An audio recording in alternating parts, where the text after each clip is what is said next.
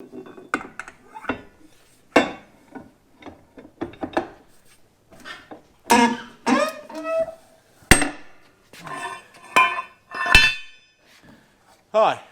welcome to Hateley Motorsport. Today, you're going to learn something.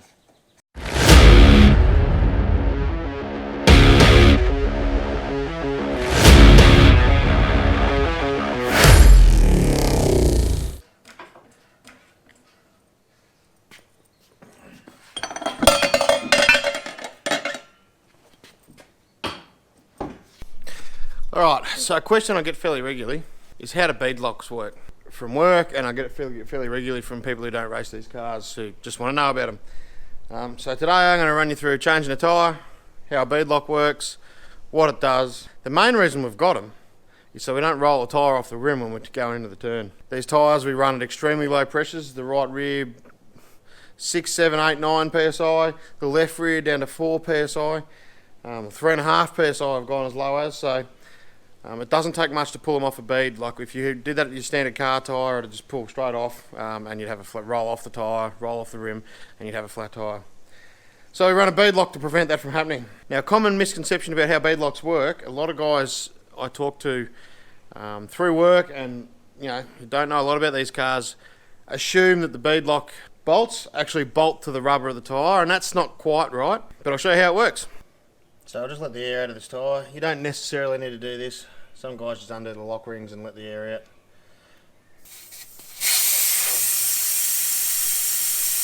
Right, so while that air's letting out, I'll show you how a normal one works. So here's one I bent earlier. Pretty common that. I've bent a few of these over the time. Now on a normal rim, when you pump the tyre up, the tyre runs over, comes up against this, runs over this, and pops over this lump up against the outside, and that's what holds the tyre to the rim. So it stretches over that lump. Now on a beadlock, see this one's bent. Instead of actually popping over the lump like this side, it actually goes on the outside of the tyre, and it's simple as bolting that ring down, and ends up clamping between the two surfaces. But I'll show you how to rip this one apart.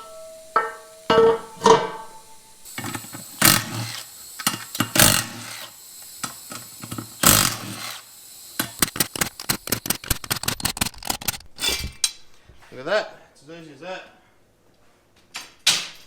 So as you can tell, that rim was just clamped down by that ring, sitting over that lip. Now on the other side, much like the other one I just showed you, there's a normal bead like on a car tyre. So I'm going to pop the bead tyre off the bead.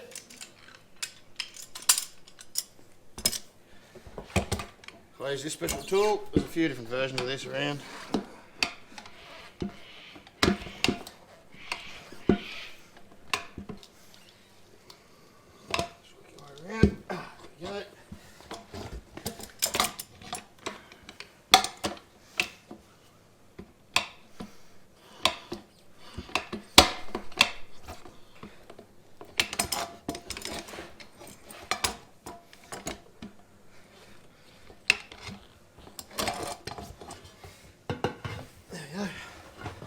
That's it.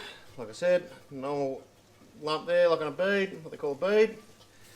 Nothing there, just clamp on those rings. Now the reason I'm changing these, this is still a pretty good tyre.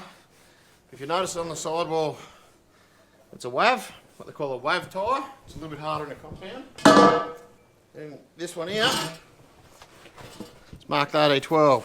So the RD12s are a little bit softer. This is not quite as good a tyre, but for our series rounds, and the SummerSlam that's coming up, we've got to run WAV tyres. So even though that one's a little bit shabby, I'm buying some newies. I'm trying to keep as many of them good as I can. The Lang Gold Cup's coming up, and we're which is just before the SummerSlam. I've convinced my wife that we're going, and that's we're allowed to run the RD12s there, so I'm going to throw this one on and use it up and keep all my good waves for the SummerSlam. Something else that's worth noting that a lot of people don't know, and I only had to tell someone this the other day, These tyres, well the Hoosiers anyway, so this is a Hoosier. The Hoosiers are actually made with a bevel in them, and I'll show you when I pump this up. So when you're fitting them, you always want the white writing on the outside. They're made with a camber on them to suit because we run a lot of stagger, to suit that. And I'll show you what I mean when I get it pumped up. But as you can see, as far as putting it on, just a matter of putting that ring down and clamping that against the outside.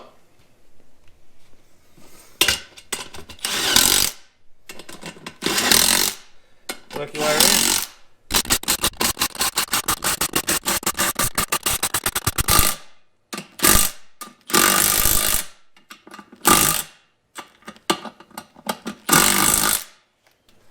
It's just a matter of pumping the sucker up. Getting the backside to seal, which is always a battle sometimes.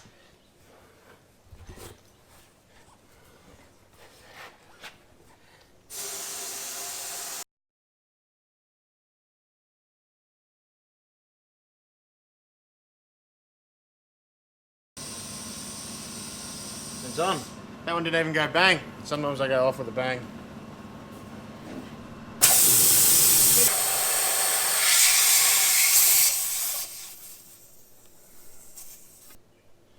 That's it. Sprint car tyre changed. But the tyre sits on an angle, so it's bigger on this side than it is on that side. That's what I was talking about earlier, the camber of the tyre set up to go with the stagger. Now American races, you don't have to worry about that. I think it's only these Hoosiers that do that. So it always pays to do that. To put them on the right way with the white on the outside. So I'm actually going to go and give this a clean up because it's pretty grotty because someone didn't clean it last time they raced it. So I'm going to give this a clean up. Might even open the grooves up on it a little bit. See if we can get a bit more life out of it. So yeah, like the video, subscribe to the channel, share it around. Is there anything else you want to know? As always, leave a comment down the bottom and we'll see if we can get to it.